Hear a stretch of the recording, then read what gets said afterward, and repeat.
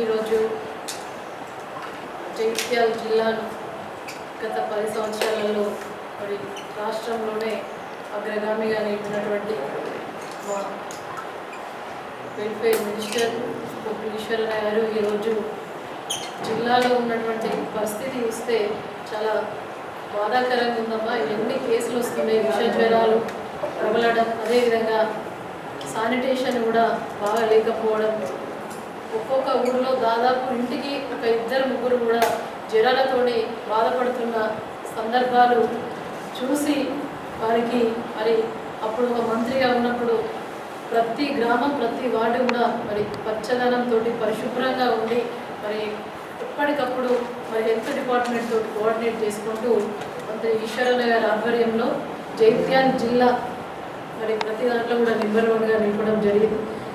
కానీ ఈ రోజు ఉన్నటువంటి కాంగ్రెస్ హయాంలో మరి ఏ ఊరికి వెళ్ళినా కూడా విష జ్వరాలు, మరి అక్కడ పరిశుభ్రత లేకపోవడం, మరి ప్రజలు అనారోగ్య బారిన పడడం, మరి హాస్పిటల్లో అసలు అడ్మిషన్స్ ఫుల్ అనే విధంగా బోర్డు పెట్టే పరిస్థితి ఆ విధంగా నెలకొన్నదంటే కాంగ్రెస్ పాలన మరి పూర్తిగా కూడా నిర్లక్ష్యం వహించి ఇక్కడ ఉన్న అధికారులు కానీ ప్రజాప్రతినిధుల యొక్క నిర్లక్ష్యమే కాంగ్రెస్ పాలన ఫెయిల్ అయిందని చెప్పేసి ఈరోజు చెప్పగానే ఈనాడు పల్లెలు పట్టణాలన్నీ కూడా వాటికి నిదర్శనం, కాంగ్రెస్ పాలన యొక్క ఫెయిల్యూర్కు నిదర్శనం అని చెప్పేసి తెలియజేస్తా ఉన్నాం. ఈశ్వరన్న గారి ఆధ్వర్యంలో ఆనాడు ఇక్కడ ఉన్నటువంటి ప్రజాప్రతినిధులు అందరం కలిసి కరోనా లాంటి మహమ్మారిని కూడా తరిమి కొట్టగలిగేంత కట్టడి చేయగలిగినామంటే అది ఈశ్వరన్న గారి ఆధ్వర్యంలో అప్పుడు ఉన్నటువంటి పాలనాధికారి వాళ్ళందరితోటి సమన్వయం చేసుకుంటూ మరి అందరూ బాగుండాలి, ప్రజలు బాగుంటేనే మరి జిల్లా బాగుంటుంది అనే విధంగా మరి ఆనాడు పరిపాలన కొనసాగించి ప్రజలను కడుపులో పెట్టుకొని చూసుకున్నటువంటి మరి కేసీఆర్ గారి ప్రభుత్వం పాలన ఆ విధంగా ఉండే. ఇవాళ కేవలం కాంగ్రెస్ పార్టీ ప్రభుత్వం వ్యక్తిగత ప్రయోజనాలు తప్ప మరి ప్రజల యొక్క ప్రయోజనాలు, ప్రజాపాలన అని చెప్పుకునేటువంటి ఈ కాంగ్రెస్ ప్రభుత్వం మరి ప్రజల ప్రయోజనాలను పక్కకు పెట్టి ఇవాళ మరి ప్రజల జీవితాలతోటి, రైతుల జీవితాలతోటి, విద్యార్థుల జీవితాలతోటి చెలగాటమాడుతుంది. కాబట్టి మీరు ఏదైతే ప్రజాపాలన అన్నారో అది పూర్తిగా కూడా విఫలమైంది. ఇప్పటికైనా కూడా కళ్ళు తెరిచి ప్రజల యొక్క అవసరాలను గుర్తించి పనిచేయాలని చెప్పేసి మరి మేము బీఆర్ఎస్ పార్టీ పక్షాన డిమాండ్ చేస్తాము. రాష్ట్రంలో ఒకవైపు డెంగ్యూ కావచ్చు, తర్వాత వైరల్ ఫీవర్స్ కావచ్చు, విషజ్వరాలతోటి ప్రజలందరూ కూడా చాలా ఇబ్బందులు పడి రాష్ట్రమే అతలాకుతలం అవుతున్నటువంటి పరిస్థితులలో కూడా ప్రభుత్వం ఈరోజు ఏమి పట్టనట్టుగా వ్యవహరించడం అనేది చాలా దురదృష్టకరం, బాధాకరం. ఒక్క మాటలో చెప్పాలంటే రాష్ట్రంలో హెల్త్ ఎమర్జెన్సీని ప్రకటించాల్సినటువంటి పరిస్థితి కనబడతా ఉంది. ఆయన ప్రభుత్వం మాత్రం ఏమి పట్టనట్టు, ఏం జరగనట్టుగానే వ్యవహారం చేస్తూ ఉంది. రాష్ట్రంలో ఈ విష జ్వరాలతోటి ప్రతి గ్రామంలో కూడా ఇంటికి 2 చొప్పున జ్వరంతో పడుతున్నటువంటి పరిస్థితి కనబడతా ఉంది. మరి ఇటువంటి సమయంలో ప్రభుత్వం ఎంతో బాధ్యత వహించి జిల్లాల వారీగా రాష్ట్ర వ్యాప్తంగా తక్షణమే చర్యలు తీసుకొని ప్రజలను కాపాడవలసినటువంటి, తక్షణమే ఈ విషజ్వరాలను అరికట్టేటువంటి చర్యలు తీసుకోవాల్సినటువంటి అవసరాన్ని ఈ ప్రభుత్వం అయితే గుర్తిస్తున్నట్టుగా మనకు కనబడతలేదు. రాష్ట్రంలో ఒక్క ఆగస్టు నెలలో చూసినట్టయితే ప్రభుత్వము చూచాయిగా ప్రకటించినటువంటి లెక్క ప్రకారమే దాదాపు 8.5 లక్షల మంది విష జ్వరాలతోటి, డెంగ్యూ జ్వరంతో ఈ రాష్ట్రంలో బాధపడుతున్నారని ప్రకటించింది. అంటే ప్రభుత్వం 8.5 లక్షలు అంటే నాకు తెలిసి ఒక 50 లక్షల మందితో జ్వరంతో బాధపడుతున్నట్టుగా మనం భావించవచ్చు. మరి ఇటువంటి సమయంలో కూడా ప్రభుత్వం ఏమైనా దీని మీద చర్యలు తీసుకుంటుందా అంటే శూన్యం. ప్రజాపాలన శూన్యంగా కనబడతాం. ఇప్పుడే జడ్పీ చైర్మన్ గారు చెప్పినట్టు ప్రైవేట్ హాస్పిటళ్లలో బెడ్స్ దొరుకుతలేవు, ప్రభుత్వ హాస్పిటళ్ళు మొత్తం ఫుల్ అయిపోయినాయి. ఒక్కొక్క బెడ్ మీద 2 వండుకొని ట్రీట్మెంట్ చేసేటువంటి పరిస్థితి కనబడతా ఉంది. వైద్య శాఖ ఈ లెక్కలు చెప్తే ప్రజలు భయపడతారు అనుకుంటుండ్రో మరి ఏందో తెలియదు, కానీ జ్వరాల లెక్కలు కానీ చనిపోయిన వాళ్ళ లెక్కలు కానీ ప్రకటించడానికి సిద్ధపడడం లేదు. పోనీ మీకు భయం అవుతుంది కావచ్చు, ప్రజలు భయపడతారు నిజమే కావచ్చు, కానీ దీని మీద మీరు తీసుకునే చర్యలు ఏమైనా ఉన్నాయంటే శూన్యం. ఈ జిల్లాలో ఇప్పటి వరకు ఒక్క రివ్యూ మీటింగ్ లేదు. రాష్ట్రంలో ముఖ్యమంత్రి కానీ హెల్త్ మినిస్టర్ కానీ ఒక్క రివ్యూ మీటింగ్ లేదు. ఎక్కడ పోయి ఒక సందర్శన లేదు హాస్పిటళ్లలో. అసలు ఈ జ్వరాలు ఎట్లా వస్తున్నాయి, ఏ కారణంగా వస్తున్నాయని తెలుసుకునే ప్రయత్నం కూడా జరుగుతున్నట్టుగా కనబడతలేదు. మరి ఈ నిజాలు దాచిపెట్టి ఉంచినంత మాత్రాన ప్రజలకు జ్వరాలు తగ్గిపోతాయా? జ్వరం రాకుండా మాత్రదా? దానికి తగ్గట్టుగా చర్యలు తీసుకోవాల్సినటువంటి అవసరం ఉంది. అదేవిధంగా అనేక మరణాలు సంభవిస్తూ ఉన్నాయి, పత్రికలలో రిపోర్ట్ చేస్తున్నారు, కానీ ఎవ్వరు చనిపోలేదని మాత్రం గవర్నమెంట్ ప్రకటిస్తుంది. నిజమేనా? మనం నమ్మచ్చునా? అసలు ఎంతమంది చనిపోతున్నారు? చాలా మంది చనిపోతున్నారు. ఉదాహరణకు కొన్ని పత్రికలు రిపోర్ట్ చేసిన దాని ప్రకారమే కరీంనగర్ ఉమ్మడి జిల్లాలో ఒక వారం రోజులలో, అంటే 10 రోజులలోనే 50 మంది మూకుమ్మడిగా చనిపోయినటువంటి పరిస్థితి ఈరోజు మన కరీంనగర్ జిల్లాలో.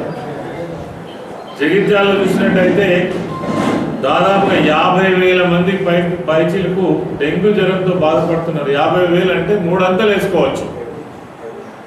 1,50,000 2 లక్షల మంది జ్వరంతో బాధపడుతున్నట్టుగా మనం భావించవచ్చు. మరి ఇవన్నీ పత్రికలలో వస్తున్నప్పటికీ, ప్రజలు బాధపడుతున్నప్పటికీ ప్రభుత్వం మాత్రం ఏం పట్టనట్టుగా, ఏం జరగనట్టుగా మాత్రమే వ్యవహారం చేస్తున్నది. ఒక లెక్క రాసిన పత్రికలు కరీంనగర్లో 40,000 అని, జగిత్యాలలో 18,000 అని, సిరిసిల్లలో 16,000 అని, పెద్దపల్లిలో 15,000 అని ఇట్లా రాసిండ్రు. మరి ఇదంతా నిజమే అయినప్పటికీ ప్రభుత్వ చర్యలు మాత్రం ఏమీ కనబడతలేవు. 3-4 రోజుల కిందట 1-2 ఉదాహరణలు చెప్పదలుచుకుంటే, సారంగపూర్ మండలంలో ఓ సింగిల్ విండో CEO జ్వరంతో చనిపోయినటువంటి విషయం ఆయన ప్రభుత్వ అధికారి. అదేవిధంగా విదేశాల నుంచి వచ్చినటువంటి ఒక యువకుడు పెళ్లి చేసుకొని 15-20 రోజులు దాటక ముందే ప్రాణాలు కోల్పోయినటువంటి సంఘటనలు మన జిల్లాలో మనం చూస్తున్నాం. మరి ఇంత దారుణంగా విష జ్వరాలు ఉన్నప్పటికీ కూడా ప్రభుత్వము నిమ్మకు నీరెత్తినట్టుగా, పట్టనట్టుగా వ్యవహరిస్తున్న తీరు చూస్తే ప్రభుత్వం ఉన్నదా లేదా, అసలు వీళ్ళకు ప్రజల ప్రాణాల పట్ల పట్టింపు ఉన్నదా లేదా అనేది కూడా అర్థమవుతా ఉన్నది. జగిత్యాల జిల్లాలో కనీసం చాలామంది ప్రజాప్రతినిధులు ఉన్నారు, ప్రభుత్వంలో బాధ్యత వహించే వాళ్ళు ఉన్నారు. అసలు ఏం జరుగుతుంది అని ఒక ప్రభుత్వ హాస్పిటల్కి పోయి జ్వరం వచ్చినటువంటి డెంగ్యూ రోగగ్రస్తులను ఎవరైనా పలకరించినటువంటి పాపాన పోలేదు. ఇదే నా ప్రభుత్వం యొక్క పనితీరు. ప్రజలు ఇదే కోరుకుంటారా? మరి ప్రధానంగా ప్రభుత్వ హాస్పిటళ్లలో ఈ డెంగ్యూ జ్వరాన్ని కంట్రోల్ చేయడానికి కావాల్సినటువంటి ఏదైతే అజిత్రోమైసిన్ మెడిసిన్ ఏదైతే ఉందో అందుబాటులో లేదు. అదేవిధంగా డైక్లోఫైన్ జ్వరాన్ని తగ్గించేటువంటి మందు ఏదైతే ఉందో అందుబాటులో లేదు. మరి వాళ్ళకు ఎవరైతే పేషెంట్స్ ఉన్నారో వాళ్ళకు చిట్టి రాసి బయట కొనుకొచ్చుకోమని చెప్తున్నారు. ఇంత దారుణమా?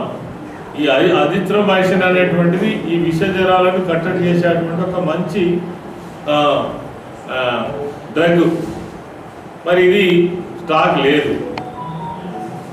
ఈ ఫీవర్ మందు కూడా డైక్లోమైసిన్ కూడా స్టాక్ లేదు. ఇదివరకు ఉన్నటువంటి స్టాక్ని ఇప్పటిదాకా కేసీఆర్ గారి పరిపాలనలో బఫర్ స్టాక్స్ ఏవైతే ఉన్నాయో ఇప్పటిదాకా అవే వాడింది. దాదాపు ఇప్పటి వరకు 3-4 నెలల నుంచి ప్రభుత్వ హాస్పిటళ్లకు కనీసమైనటువంటి బడ్జెట్స్ రిలీజ్ కాలేదు. వాళ్ళు మాత్రం ఏం చేస్తారు, మందులు ఎక్కడికి వెళ్ళి కొనుక్కొస్తారు, అక్కడ ఉన్న సూపరింటెండెంట్ కావచ్చు, బాధ్యులు కావచ్చు, వాళ్ళు మెయింటెనెన్స్ కోసం వాడేటువంటి నిధుల నుంచి ఆ ఆసుపత్రుల నిర్వహణ జరుగుతున్నది. అంటే ఆసుపత్రుల విషయంలో ఎంత దారుణంగా ఈ ప్రభుత్వం విఫలమైందో. మెయింటెనెన్స్ లేదు హాస్పిటల్లో. గత ప్రభుత్వంలో ఒక హాస్పిటల్ పోతే క్లీనింగ్ కావచ్చు, మెయింటెనెన్స్ కావచ్చు, మందులు కావచ్చు, ఆ పేషెంట్ను చూసేటువంటి పద్ధతి కావచ్చు, ప్రభుత్వ ఆసుపత్రులు ఒక రకంగా ప్రైవేట్ హాస్పిటల్ని తలపించే విధంగా పనిచేసినటువంటి హాస్పిటల్స్ 8-9 నెలలనే వాటి సెటప్ అంతా కూడా అవుట్ అయిపోయింది. తగినంత మంది డాక్టర్స్ లేరు, బంధువులు లేవు. ఇలాంటి సంఘటనలు మనము సమైక్య ఆంధ్రప్రదేశ్లో చూస్తుంటాం. అప్పుడు ప్రభుత్వ దవాఖానకు పోవాలంటే ప్రాణం మీద ఆశ ఉంటాడు ఎవరు కూడా ప్రభుత్వ దవాఖానకు పోపోద్దు. తెలంగాణ రాష్ట్రం వచ్చిన తర్వాత ఆ సీన్ మొత్తం రివర్స్ అయింది. కేసీఆర్ గారి నాయకత్వంలో ప్రభుత్వ ఆసుపత్రులు ఉన్నాయి బాగు చేసుకుంటూనే, జిల్లాకు ఒక మెడికల్ కాలేజ్ పెట్టుకుంటూనే, అదేవిధంగా జిల్లాకు ఒక టీ హబ్ లాంటి మరి ఒక మంచి ఏదైతే డయాగ్నోస్టిక్ సెంటర్ పెట్టుకుంటూ పేద ప్రజలకు అన్ని రకాల మరి టెస్టులు కూడా అందుబాటులోకి తీసుకొచ్చినటువంటి విషయం ఈ సందర్భంగా నేను గుర్తు చేస్తూ ఉన్నాను. అంతా మాయమైపోయింది. మరి ఒకప్పుడు ప్రభుత్వ హాస్పిటల్ను బాగు చేసుకుంటూనే ఉన్నటువంటి హాస్పిటల్సే కాకుండా మొత్తం రాష్ట్రంలో ఉన్నటువంటి ప్రజలందరికీ కూడా మంచి వైద్యం, కార్పొరేట్ స్థాయి వైద్యం అందాలనే ఉద్దేశంతో హైదరాబాద్ నగరంలో దాని చుట్టుపక్కల 60 సంవత్సరాల నుంచి గదే నిమ్స్, గదే గాంధీ హాస్పిటల్, గదే ఉస్మానియా హాస్పిటల్ మీద ఆధారపడి పనిచేసినటువంటి ప్రభుత్వాలకు కనీసం ఆలోచన లేకుండే కేసీఆర్ గారి ప్రభుత్వం వచ్చిన తర్వాత తెలంగాణ రాష్ట్రంలో కొత్త హాస్పిటల్ నిర్మాణం చేసి లక్షలాది మందికి మంచి వైద్య సదుపాయం అందించాలనేటువంటి ప్రయత్నం గొప్పగా జరిగింది. దాని రూపం ఇప్పుడు మనకు కనబడుతుంది. వరంగల్లో కట్టేటువంటి పూర్తయిన బిల్డింగ్ కావచ్చు, హైదరాబాద్ మీకు ఏదైతే అల్వాల్ ప్రాంతంలో కట్టే బిల్డింగ్ కావచ్చు, నగర చుట్టుపక్కల దాదాపు 5 పెద్ద హాస్పిటల్ నిర్మాణం జరుగుతున్నది. ప్రైవేట్ దవాఖానలో ఒక ప్రసవం కావాలంటే ₹1,00,000 కావాలి.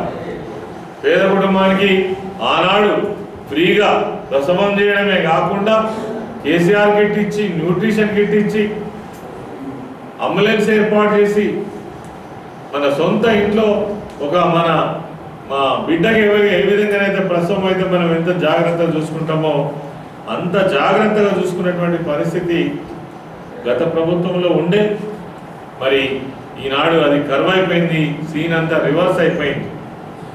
ఇప్పటికైనా ప్రభుత్వం మేల్కొని డెంగ్యూ అదేవిధంగా వైరల్ ఫీవర్స్ మీద తక్షణమే స్పందించాలి. కావలసినటువంటి మందులు ఏర్పాటు చేయాలి. ప్రభుత్వ హాస్పిటల్స్ని తీర్చిదిద్దే విధంగా పనిచేయాలి. డాక్టర్స్ కొరత ఉంటే వెంటనే ఏర్పాటు చేయాలి. ప్రజల యొక్క ప్రాణాలకు రక్షణ కల్పించాలని బీఆర్ఎస్ పార్టీ పక్షాన మేము మరి డిమాండ్ చేస్తున్నాం. రాష్ట్రంలో దాదాపు అన్ని జిల్లాలలో కూడా ఇదే పరిస్థితి కనబడతా ఉంది. ఇంకా ఒక విషయం ఏంటంటే, అసలు ఈ విష జ్వరాలు రావడానికి, డెంగ్యూ జ్వరాలు రావడానికి కారణం ఏంటి? ఆనాడు కేసీఆర్ గారి ప్రభుత్వంలో పల్లె ప్రగతి అనే కార్యక్రమం తీసుకొని ప్రతి గ్రామంలో పారిశుద్ధ్యాన్ని ఒక యజ్ఞంలాగా నిర్వహించడం జరిగింది. ఇలా ఊడ్చడోళ్ళు లేరు, దూడ్చడోళ్ళు లేరు, దోమల మందు కొట్టేటోళ్ళు లేరు. మరి ఆ గ్రామ పంచాయతీలకు నిధులు లేక 9 నెలలు అవుతుంది.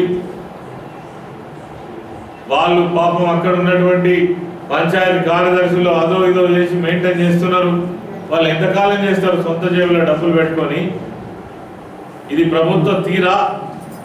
గతంలో 3 నెలలకు ఒక్కసారి పల్లె ప్రగతి పేరిట 339 కోట్ల రూపాయలు రాష్ట్రం మొత్తం మీద గ్రామ పంచాయతీలకు నిధులు విడుదల చేసి పల్లెలను మరి బ్రహ్మాండంగా తీర్చిదిద్దినటువంటి ప్రభుత్వం గత ప్రభుత్వం. ఇలా అన్ని పడకేసినాయి. డెంగ్యూ జ్వరాలు రావడానికి ప్రధాన కారణం పారిశుద్ధ్య లోపం. కాల్వలు తీసేటోళ్ళు లేరు, దోమల మందు కొట్టే పరిస్థితి లేదు, డబ్బులు లేవు. ఇది ఈ ప్రభుత్వం యొక్క నిర్వాహకం. ఇక ప్రజాపాలన చాలా బాగా చేస్తున్నాం అంటే అన్నీ కూడా తప్పుడు మాటలే. ఒకవైపు ఏమో గురుకుల పాఠశాలల పరిస్థితి చాలా దారుణం. కల్తీ అన్నం తిని అన్నంలో తర్వాత చారులో బల్లులు పడి ఎలుకలు పడి కారం నీళ్ళతో తింటున్నామని ఇలా గురుకుల పాఠశాలల వ్యవస్థనే ప్రశ్నార్థకంగా మారింది. అంటే ఏ వ్యవస్థ చూసినా అస్తవ్యస్తంగా తయారైంది.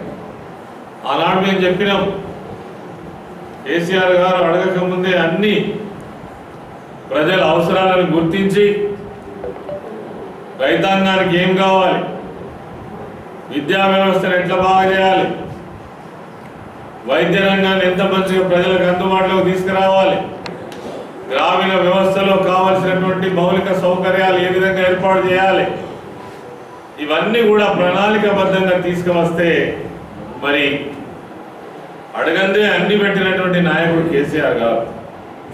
ప్రజలు ఒక్కొక్కసారి వాళ్ళు అనుకుంటారు ఏ ప్రభుత్వం ఉన్నా ఇవన్నీ జరుగుతాయని. నిజంగా జరుగుతాయా? జరుగుతా మరి ఇవన్నీ ఎందుకు జరుగుతలేవు? నిన్నటిదాకా ఒక జోక్ ఎవరికైనా అర్థమవుతుంది. రైతులకు ఇచ్చేటువంటి రైతు బంధు, వాళ్ళు చెప్పినటువంటి రైతు భరోసాకి ఇచ్చే డబ్బులే రైతు రుణమాఫీ కింద 17,000 కోట్లు ఇచ్చి చేతులు దులుపుకొని మొత్తం మందికి ఇచ్చేసినామని పండగలు చేసుకున్నారు, ప్రకటించుకున్నారు. దాదాపు 100-200 కోట్ల పేపర్ యాడ్లు ఇచ్చుకున్నారు. నిజంగా రైతు రుణమాఫీ జరిగిపోయిందా? రైతు భరోసా దిక్కులేదు కదా. రేపు మాప పంటలు కోతలకు వస్తున్నాయి కదా. మీరు ఇచ్చిన మాటలు ఒక్కటంటే ఒక్కటి నిలబెట్టుకున్నటువంటి పాపాన పోలేదు. ఇది కాంగ్రెస్ ప్రభుత్వం యొక్క పనితీరు. ఆనాడు రేవంత్ రెడ్డి చెప్పినటువంటి ప్రజాపాలన కొనసాగుతున్నటువంటి తీరు ఇలా ప్రజలు దగ్గర నుంచి గమనిస్తున్నారు. ఇదంతా మోసం, దగ, బాధ్యత లేని ప్రభుత్వం, పట్టి లేని ప్రభుత్వం. ప్రజలు సచ్చినా బతికినా మాకు సంబంధం లేదు, రైతులు చచ్చినా బతికినా మాకు సంబంధం లేదు. మాకు అధికారం కావాలనుకున్నాం, అధికారం వచ్చింది. 5 సంవత్సరాలు ఎట్లయినా మమ్మల్ని ఎవ్వడు ఏం చేయలేదనేటువంటి ఆ ధీమాతోటి ఇలా ఈ ప్రభుత్వం పరిపాలన చేస్తున్నది. ఎవడు అనగానటువంటి హైడ్రా ఎందుకు చేస్తున్నారో, ఎవరి కోసం చేస్తున్నారో తెలియదు. ప్రజలే అర్థం చేసుకోవాలి. అడిగిన పని పక్కకు పెట్టి అడిగిన పని మాత్రం ముందటేసుకొని పెద్దరికాల కోసం చేస్తున్న విషయాలు మనం చూస్తున్నాం. కాబట్టి ఏది ఏమైనా ఈ ప్రభుత్వం అనేటువంటిది మోసపూరితమైన ప్రభుత్వం, మాటల ప్రభుత్వం, అబద్ధాల కోరు ప్రభుత్వం. ఇప్పటికే ప్రజలకు అర్థమైంది. కాబట్టి మేము డిమాండ్ చేస్తున్నాం, ఈ హెల్త్ విషయంలో, విష జ్వరాల విషయంలో, డెంగ్యూ వ్యాధిని కట్టడి చేయడం విషయంలో ప్రభుత్వం వెంటనే స్పందించాలని ఈ సందర్భంగా డిమాండ్ చేస్తున్నాం.